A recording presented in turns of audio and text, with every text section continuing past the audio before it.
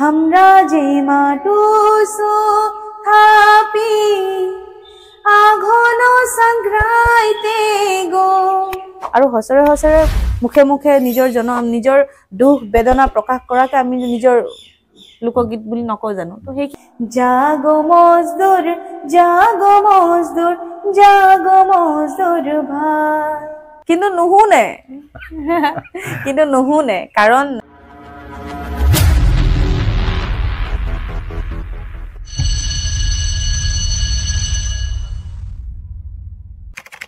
নমস্কাৰ মই বৰ্তমান উপস্থিত আছো নাহৰকটীয়াত আমাৰ সাজনগোষ্ঠীৰ আদিবাসী সমাজৰ জনপ্ৰিয় গায়িকা সকলোৰে পৰিচিত সুজাতা কাৰ্তিক বাইদেউ আছে তেখেতৰ ওচৰত আহিছো আৰু তেখেতৰ কণ্ঠত আমি প্ৰায় দেখিবলৈ পাওঁ আমাৰ পৰম্পৰাগত গীতসমূহ তেখেতে বিভিন্ন সময়ত গাই পানীবদ্ধ কৰি প্ৰচাৰ কৰি আছে চলাই আছে গতিকে আমাৰ পৰম্পৰাগত গীতৰ বিষয়ে কিছু কথা পাতিবৰ কাৰণে আৰু কিছুদিনৰ পাছতেই আমাৰ টুচু পৰব আহি আছে আৰু টুচু পূজাক লৈ কিছু কথা পাতিবলৈ আহিছো প্ৰথমতে আমি আমাৰ বাইদেউক আমাৰ পোহৰণি জক ৱেলকাম জনাইছো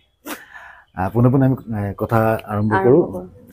যেহেতু আমি প্ৰায় দেখিবলৈ পাইছো আপুনি আমাৰ পৰম্পৰাগত যিসমূহ গীত প্ৰায় সেই গীতসমূহ আপুনি পানীবদ্ধ কৰি প্ৰচাৰ কৰি থাকে কিন্তু বেলেগ যিসকল শিল্পী আছে তেখেতসকলে প্ৰায় কম কৰা দেখিবলৈ পাওঁ কিহৰ কাৰণে আপুনি কি ভাবে কিহৰ কাৰণে তেখেতসকলে এই পৰম্পৰাগত গীতসমূহ প্ৰায় কমকৈ পানীবদ্ধ কৰি প্ৰচাৰ কৰে একচুৱেলি এনেকুৱা হৈছে কথাবিলাক যে কমকে বুলি নহয় হয়তো ক'ৰবাত মানুহে নুশুনে আমাৰ শ্ৰোতাও আচলতে শুনোতা কম শ্ৰোতাসকল কম কাৰণ এইকাৰণে কওঁ যে আজিকালি যিসকল আমাৰ উঠি অহা নতুন প্ৰজন্ম আছে যথেষ্ট ভাল ভাল গীত গাইছে ভাল ভাল কাম কৰিছে কিন্তু মই ভাবোঁ যে নিজৰ যিটো শিপা সেই শিপাডাল যদি মজবুত নহয় তো আমি যিমান মানে কাটিং পুলি যিমান লগালেও বহুত দিনলৈকে নৰয় যে সেইটো কথা তেনেকুৱা ধৰণৰ কথাবিলাক তো মই ভাবোঁ যে অল্ড ইজ গল্ড বুলি কয় আমি নিজৰ পৰম্পৰা গীত মাতসমূহ গাবই লাগিব আৰু বিশেষভাৱে আমি জানিবও লাগিব আৰু কেৱল আমি যে অকল কমাৰ্চিয়েল গীত মাত কৰিম বা এটা মঞ্চ পাবৰ কাৰণে আল্টিমেটলি মঞ্চ পাবৰ কাৰণে কৰা হয় বাৰু তো মঞ্চৰ কাৰণে কৰক ঠিক আছে কিন্তু নিজৰ বস্তুখিনি ৰক্ষণাবেক্ষণ বা সংৰক্ষণ যদি নকৰে তো এটা সময়ত মই নাভাবোঁ যে ঝুমুৰৰ কিবা থাকিব বুলি কাৰণ এতিয়া আপুনি দেখিবলৈ পাইছে যে ঝুমুৰটো সম্পূৰ্ণ এক বেলেগ ৰূপলৈ সলনি হৈছে তো পুৰণি গীত মাত শিকিব লাগিব আৰু গুৰু থকাটো অত্যন্ত প্ৰয়োজন বুলি মই ভাবোঁ আৰু যিসকলে গুৰুৰ সান্নিধ্যত শিকি আছে বা যাৰ লগত অকল চিন্তা চৰ্চা কৰি যদি অলপ আলাপ আলোচনা কৰি যদি গীত মাতবিলাকৰ কথা জানি আছে তো তেওঁলোকে নিশ্চয় মই ভাবোঁ এই সংগীতৰ যাত্ৰাত বহুত দূৰ আগুৱাই যাব আৰু যদি ভাবে যে আমি অকল হিট হ'ব লাগে গান গাব লাগে আৰু জনপ্ৰিয় হ'ব লাগে তো মই নাভাবোঁ যে স্থায়ী হ'ব বুলি আপুনি এটা কথা উল্লেখ কৰিছে আমাৰ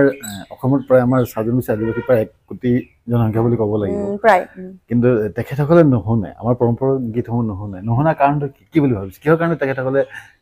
আমাৰ পৰম্পৰাগত গীতসমূহ শুনিবলৈ ইচ্ছুক নহয় বুলি ইয়াৰ কাৰণ আছে কেইবাটাও কাৰণ আছে মূলতঃ মই দুটা বিষয়ত ক'ম প্ৰথম কাৰণটো হ'ল যে আগৰ যিসকল আমাৰ লোকসকল আছিলে তেওঁলোকে কি হ'ল ক'বলৈতো বেয়া কথা মানে কিন্তু তথাপিও কৈছোঁ যিটো ভুক্তভোগী কেঁকুৰা স্বভাৱৰ মানে মই শিকিলে বা মই কাৰোবাক যদি কৈ দিওঁ তেওঁ মোতকৈ বেছি জানিব বা নকওঁ এতিয়া তেনেধৰণে মানুহবিলাক কি হ'ল নিজৰ ওচৰতে বস্তুবিলাক ৰাখি তেওঁলোকে মৰি থাকিলে আৰু যিসকল শিকিলে তেওঁলোকো আধা শিকিলে আৰু আধা শিকাৰ কাৰণে তেওঁলোকে কি হৈছে কাৰোবাক ক'বলৈ মেলিবলৈও ভয় পায় আৰু নুশুনাৰ কথাটো এইটো কাৰণে কৈছোঁ যে আমাৰ ল'ৰা ছোৱালী সদায় ভাবে যে এইবিলাক গীত মাত শুনি কি কৰিম এইবিলাক কোনো নুশুনে তো আমাৰ আজিকালি কি হৈ গৈছে সস্তীয়া জনপ্ৰিয়তাটো বেছি হৈ গ'ল যি শব্দ পাৰিছে লগাই কিবা এটা গান কৰি দিছে মানুহ শুনিছে লাখ লাখ ভিউজ হৈছে কিন্তু মই ভাবোঁ যে এইটো কাৰণ যে পৰম্পৰা আপুনি সুধিলে যে পৰম্পৰা গীত মাতবিলাক কিয় মানুহে নুশুনে কাৰণ আমাৰ মানুহৰ চৰ্চাটো নাই আৰু যিসকল ব্যক্তি আছে তেওঁলোকে এই বস্তুটো প্ৰচাৰে নকৰে যে আমি শিকিব লাগে বা তেনেধৰণৰ কোনো ব্যৱস্থা গ্ৰহণ নকৰে যে আমি সংৰক্ষণৰ ক্ষেত্ৰত হওক বা অবভিয়াছলি সংৰক্ষণৰ ক্ষেত্ৰত যথেষ্ট টকা পইচাৰ প্ৰয়োজন হয় কাৰণ এটা গান কৰিবলৈ হ'লে বাদ্যশিল্পীক দিয়াৰ পৰা আদি কৰি ষ্টুডিঅ' খৰচ বহুত আছে কিন্তু মই ভাবোঁ যে কষ্টটো হ'বই কিন্তু চেষ্টাটো চলাবই লাগিব যে আমি সংৰক্ষণ কৰিম বুলি যদি আমি সংৰক্ষণ নকৰোঁ কোনোবাই নুশুনিব বুলি যদি আমি নকৰোঁ তেন্তেতো একেবাৰে শেষ হ'ব তো সেইকাৰণে মই ভাবোঁ যে প্ৰত্যেকগৰাকী শিল্পীয়ে নিজৰ দায়বদ্ধতাৰে কিছুমান সংৰক্ষণ কৰিব লাগে যেনে ধৰণে মঞ্চ এখন পাবলৈ তেওঁলোকে কমাৰ্চিয়েল গান কৰিছে তেনে ধৰণে এইবিলাক গীতো তেওঁলোকৰ দায়িত্ব যে গীত গাই আগবঢ়াই নিবলৈ আৰু যদি কোনোবাই ভাবিছে যে এইবিলাক গীত গাই কি হ'ব বা মোক মানুহে মানে আজিকালি হিট নহলে কোনো নাচাব তো মই ভাবো যে সেইটো খন্তেকৰ কাৰণে বলো ঠিক আছে কিন্তু সুৰযুগমীয়া হ'বলৈ এইটো কিন্তু নোৱাৰিব মানে নিশ্চয় সুন্দৰকৈ কথাখিনি কৈছে আপুনি আত্মাৰাম ছাৰৰ গীত গাইছিলে কিছুদিন আগতে অকমান দৰ্শকৰ কাৰণে গুণগুণাই দিব নি আত্মাৰাম ছাৰে লিখা এটি গীত জাগ মজদুৰ বুলি আৰু এই গীতটিৰ তেখেতে আমাৰ সন্তোষ কুমাৰ তপনৰ স্মৃতি এখন হেৰি আছিলে সেইটোৰ ওপৰতে তেখেতে লিখিছিলে আৰু তেওঁলোকৰ উদ্দেশ্য যিখিনি আছিলে যে আমাৰ মানুহখিনি একচুৱেলি বাগিচা অঞ্চলত থাকি বহুত কষ্ট কৰিছিল তেওঁলোকৰ ল'ৰা ছোৱালীবিলাক কেনেকৈ আগবাঢ়িব আৰু কেনেকৈ হ'ব লাগে সমাজখন তেওঁ সেইটো মানে সেইখিনি কথা গীতত উল্লেখ কৰিছে মই অকণমান গাই দিছোঁ জাগো মজদুৰ জাগো মজদুৰ জাগো মজদুৰ ভাই লিখা পঢ়া কৰে সবাই আলো পথে তই বানালে সোনার আসাম চাহকের বাগান হরিয়ালি রূপে গেলা চমকি আসা দে চমকাই জীবন তোর জ্ঞানের দীপ জ্বলায় ছোঁয়া পোতার হাতে হাতে কিতাবে ধরা জাগো মজদুর জাগো মজদুর জাগো মজদুর ভাই ধন্যবাদ বহুত সুন্দৰ এই গীতে যদি সবেই আমাৰ সকলোৱে যদি শুনি লয় বুজি লয় নিশ্চয় সমাজখন আগবাঢ়িব যেন অনুভৱ কিন্তু নুশুনে কাৰণ আমাৰ গীতবিলাকে হৈছে আমাৰ পৰিচয় আমাৰ যিখিনি এতিয়া মই আত্মাৰাম ছাৰে যেনে ধৰণে লিখিছে কথাবিলাক যে আনপাৰকে চালাক সবাই ঠগে ঠগে খায় আৰ জ্ঞানেৰ বিনে আৰো কাৰো ভৰসা যে নাই আৰ জীবন যন্ত্ৰণায় ভৰে বহুতখিনি কথা আৰু শব্দৰ ইমান ধুনীয়া ধুনীয়া শব্দ তেওঁলোকে ব্যৱহাৰ কৰিছে আসলতে বহুত গধুৰ শব্দবিলাক তো মই ভাবো যে এই এনে ধৰণৰ গীতবিলাক যদি আমি গাওঁ তো আমি ভাবো যে অকল আমি বুলি নহয় আমাৰ সমাজখন আগবাঢ়ি যাব সাংস্কৃতিক দিশত আৰু যেনে ধৰণে ভূপেন হাজৰিকা দেৱৰ যিখিনি গীত আছে আমাৰ শিৱচৰণ দাসে যেনে ধৰণৰ গীতবিলাক গাইছে তো তেওঁলোকে আজি তেওঁলোকৰ গীতৰ জৰিয়তে আজি আমাৰ মাজত চিৰযুগমীয়া হয় অমৰ হৈ আছে আমাৰ অন্তৰত আৰু তেখেতসকলৰ দৰে আমি কাম কৰিবলৈ চেষ্টা কৰিব লাগে যাতে আমি আজি সব কোনোবা এটা গান জনপ্ৰিয় হৈ গ'ল বহুত দিনলৈকে সেই বস্তুটো নাথাকে কিন্তু সদায় এইটো হ'ব লাগে যে আমি চিৰযুগমীয়া কাম কৰোঁ যিখিনি গীত আমি নোহোৱাৰ পাছতো আমাৰ গীতবিলাক যাতে মানুহে শুনিব বা এটা গীতৰ মাধ্যমেৰে মানুহে বহুতখিনি যিখিনি সমস্যা হয় বা কি যি সমস্যা আছে বা যিখিনি মানুহে আমাৰ ভুক্তভোগী সেইখিনি আমাৰ গীতৰ মাজতে আমি প্ৰকাশ কৰোঁ আৰু সেই বস্তুবিলাক যাতে অন্তৰ চুই যোৱা হ'ব লাগে বুলি মই ভাবোঁ আৰু নিশ্চয় কথা পাতিম আহি আছে মই টুচু পূজাক লৈ আপুনি কেনেধৰণে প্ৰস্তুতি চলাইছে আৰু টুচুক লৈ এটি গীত আমি আচ্ছা টুচু লৈ এবাৰ বাৰু গীত নাই কৰা যোৱা বছৰে কৰিছিলোঁ এইবছৰ মেগা ঝুমৰতে ব্যস্ত হৈ আছোঁ গান চানৰ ইমান এটা হেৰি কৰা নাই এবাৰ আৰু কি হৈছে যোৱাবাৰ দুটি গীত কৰিছিলোঁ এটা আছিলে আমাৰ পৰম্পৰাগত টুচু গীত আৰু এটা মডাৰ্ণ আছিলে তো মডাৰ্ণ গীতটো লৈ মানে বহুতখিনি ইটো সিটো বিতৰ্ক হ'ল কিয় হ'ব লাগে কিন্তু একচুৱেলি মডাৰ্ণ টুচু বুলি একেনিলোঁ নামটোহে আমি মডাৰ্ণ টুচু দিছিলোঁ টুচুটো একেই আছিলে নামটো মডাৰ্ণ দিছিলোঁ সেইটো কাৰণে বিতৰ্ক হ'ল আৰু যিহেতু আমি কথা পাতিছোঁ পৰম্পৰাৰ বিষয়ে তো বেয়া লাগিছে এইটো যে মডাৰ্ণ টুচুটো যিমান মানুহ শুনিলে পৰম্পৰা টুচুটো নুশুনিলে তো আচলতে কৰবাত আমিও সাহস নাপাওঁ যে ট্ৰেডিশনেল কামখিনি কৰিব লাগে তথাপিও মই আপুনি জানে বহুত জোৰ কৰি ট্ৰেডিশনেলতে লাগি থাকোঁ আৰু তাৰে মানে আমি এটা এবাৰ ভাবিছোঁ যে মেগা ঝুমৰ পাছত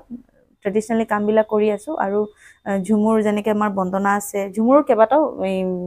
ভাগ আছে ঝুমুৰৰ যেনেকৈ আখৰা বন্দনা আছে টুচুৰো তেনেকুৱা থাকে যে বন্দনা গীতৰ পৰা থাকে বন্দনা গীতৰো কেইবাটাও ভাগ আছে তাৰপিছত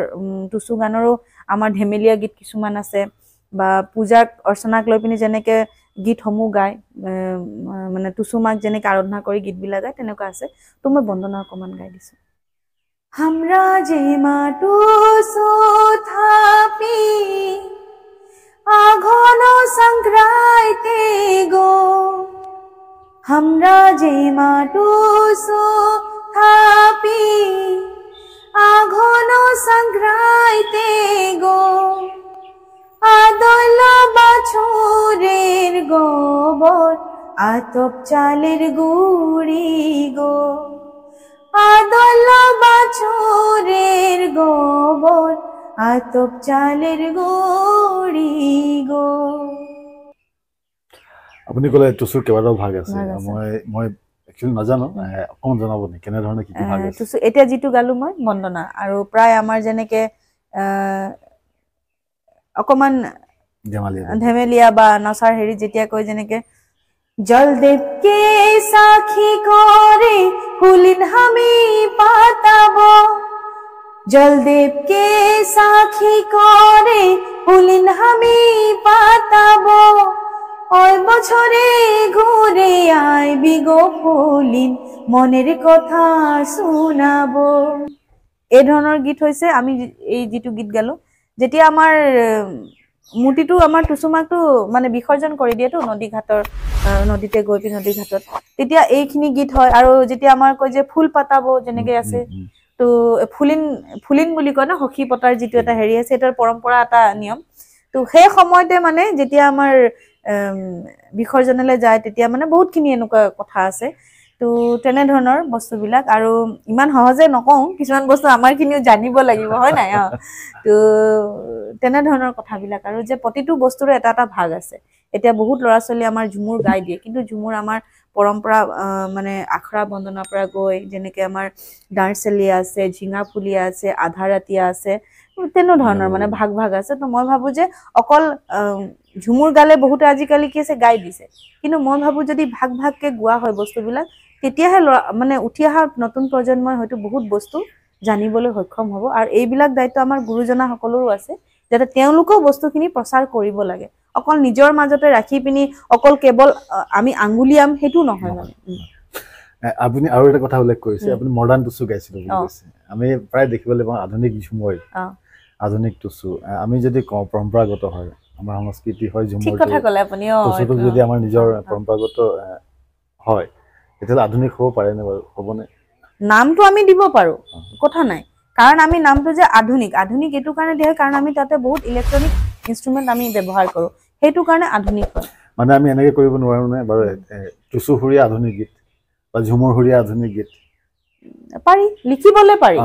কিন্তু আলটিমেটলি কি সুৰটো আমাৰ তেনেকৈ থাকে কিন্তু আধুনিক এটো কাৰণে হয় যে আমি গায়কিটো অকমান এডভান্স হয় আজিকালি ইনস্ট্ৰুমেন্টখিনি আমি ইলেক্ট্ৰনিক যেনেকে কিবৰ্ড গিটাৰ হুমাও কিন্তু পৰম্পৰা গীত মাত বিলাকত আমাৰ বহুত ল'ৰা ছোৱালীয়ে নাজানে যে পৰম্পৰা গীত মাত কিয় কোৱা হয় পৰম্পৰা গীত মাত বিলাক হৈছে য'ত আমাৰ হসৰে লোক মানুহৰ লগত মানে আমি য'ত যেতিয়া আছিলো আমি ইয়ালে আহিলো অসমলৈ আহিলো বহুত ধৰণৰ জাতি জনগোষ্ঠী মানুহ আমি একেলগে বসবাস কৰিছো তো তেনে ধৰণৰ সকলোৰে নিজৰ পৰম্পৰা কৃষ্টি তেওঁলোকে একো নানিলে সেই নিজৰ কিছুমান নীতি নিয়ম গীত মাত লৈ আহিলে আৰু হসৰে